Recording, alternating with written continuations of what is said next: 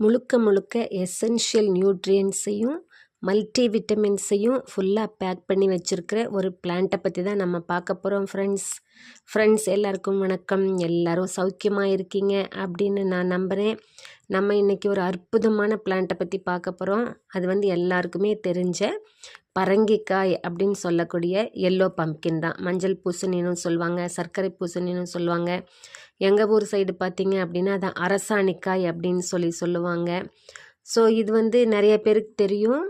இந்த காய் தான் நம்ம நாட்டினுடைய நேஷ்னல் வெஜிடபிள் இல்லைங்களா? அந்த அளவுக்கு அதுக்கு வேல்யூ உண்டு.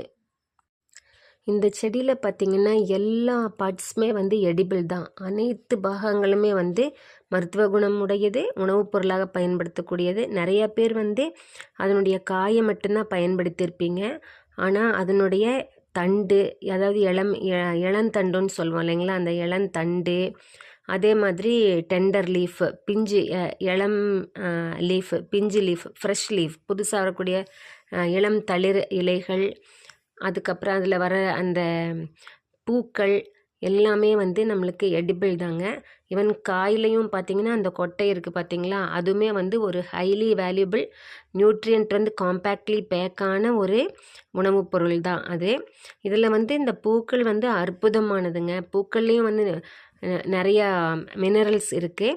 இது ஆண் பூக்களை நம்ம பறித்து சமையல் பண்ணிவிட்டு பெண் பூக்களை விட்டுட்டோம் அப்படின்னு சொன்னால் நம்மளுக்கு அது பெரிய காயாக மாதிரி நம்மளுக்கு கிடைக்கும்.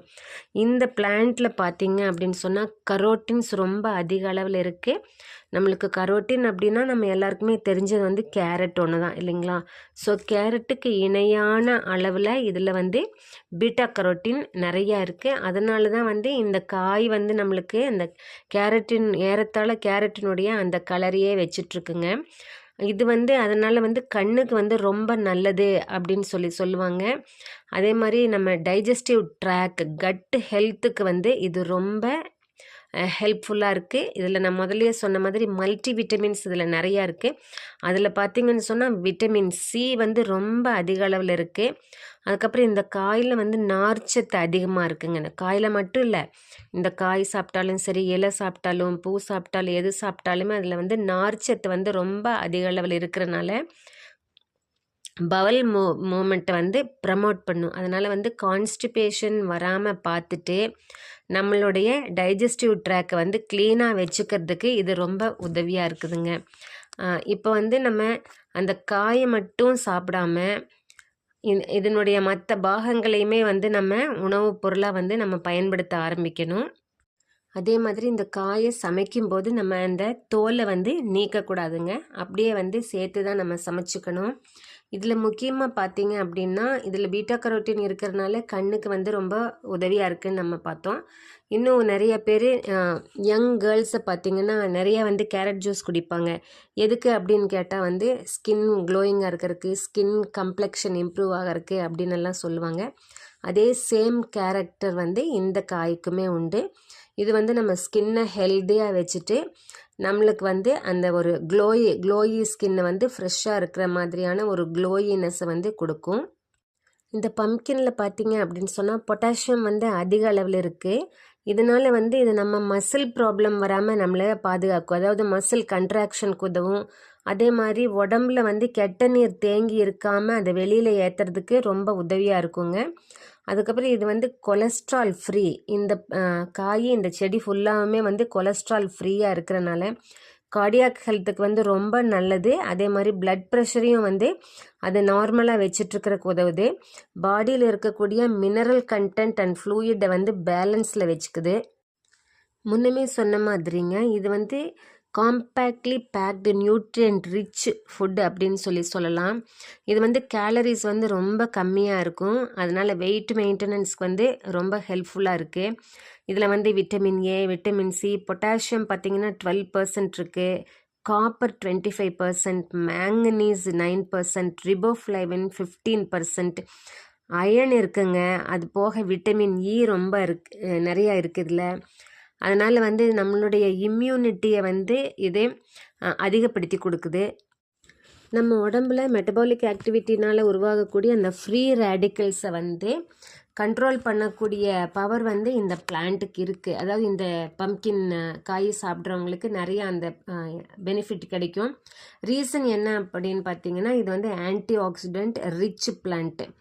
எப்படி ஆன்டி ஆக்சிடென்ட் ரிச் அப்படின்னு சொல்லலாம்னா, இதில் வந்து ஆல்ஃபா கரோட்டின், பீட்டா கரோட்டின் இருக்குது, லியூட்டின் இருக்குது, அப்புறம் ஜியோசாந்தின் அப்படிங்கிற பொருள் இருக்குங்க. இது எல்லாமே வந்து பார்த்திங்கன்னா ஆன்டி ஆக்சிடெண்ட்.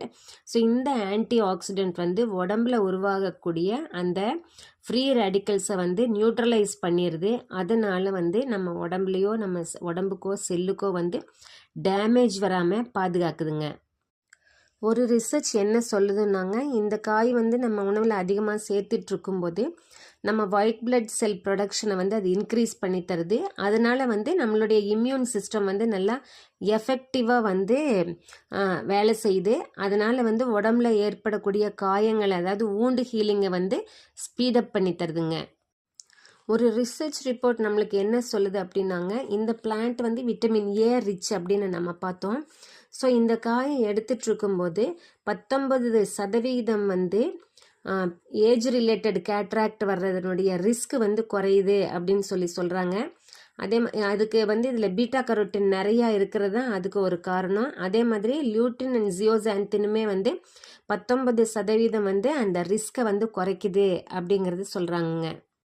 ஒரு அனாலிசிஸ் என்ன சொல்லுது அப்படின்னாங்க, நம்ம அதிக அளவில் கரோட்டினாய்டை எடுக்கும்போது ரிஸ்க் ஆஃப் கேன்சர் வந்து குறையுது அப்படின்னு சொல்கிறாங்க.